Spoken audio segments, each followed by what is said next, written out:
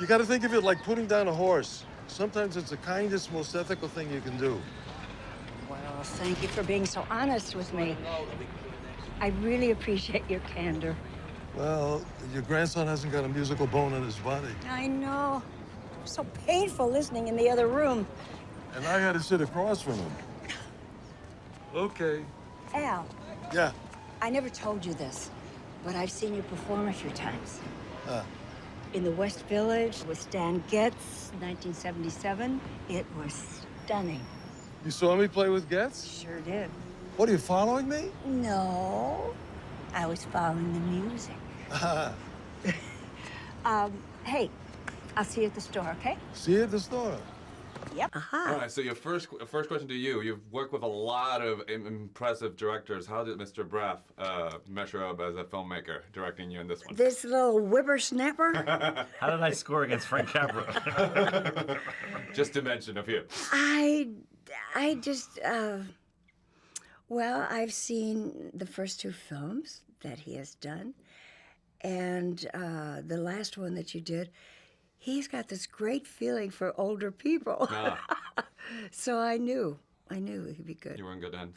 Yes. So I was telling you, setting yourself up, I can't imagine, like, I mean, you're a very talented filmmaker in your own right, but you walk to your frame and suddenly you've got the cast that you've got. How did you get through it? I just had to give myself a pep talk. I said, if you're scared, if you're intimidated, it's not going to serve you or the movie, you know? So I had to, like, there literally were times when I was in the mirror, like, come on.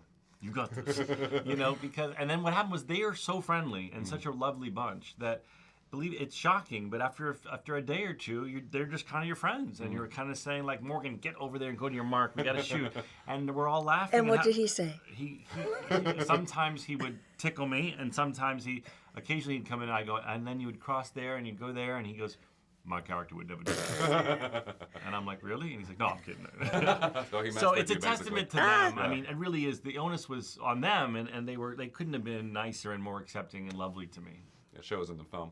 I was the only diva, right? Yeah, you're hardly a diva. She's the biggest sweetheart there is. But, I mean, your character's not fazed by anything. It's like with a smile, and with Honey, she sort of works around what she wants. Isn't she aggressive? Well, I didn't find her aggressive. It sounds like it's more like, no, like steady wins the race. So I wonder if you identify with that. I may not win the battles, but I win the war. There you go. Rim shot. She knew what she wanted.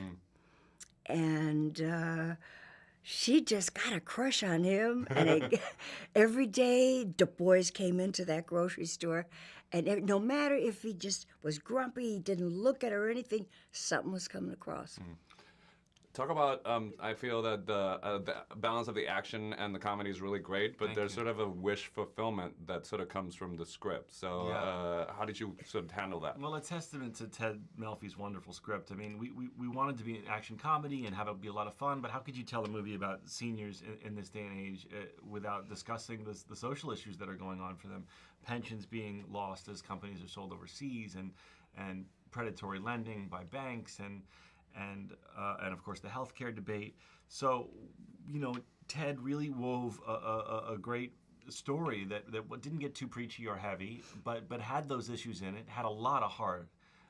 Gets it a punch. But also manages to be funny. Yeah. Yes. So I'm a huge film nerd and time's running out. So I never thought that I would be in front of you to get to ask you this question. So what do you remember about the Got a Lot of Living to Do, Bye Bye Birdie, shooting that sequence? Because I remember like being enthralled by that. It was one of the first musical sequences that really captured me as watching That's it. great. It took 3 weeks. Wow. To shoot. Yes. I don't think they do that anymore. 3 weeks. 3 weeks for a sequence? No. No, that's Yeah. probably Maybe impossible. for Game of Thrones. No, it was wonderful. And the director was Mr. George Sidney, and he also did Viva Las Vegas.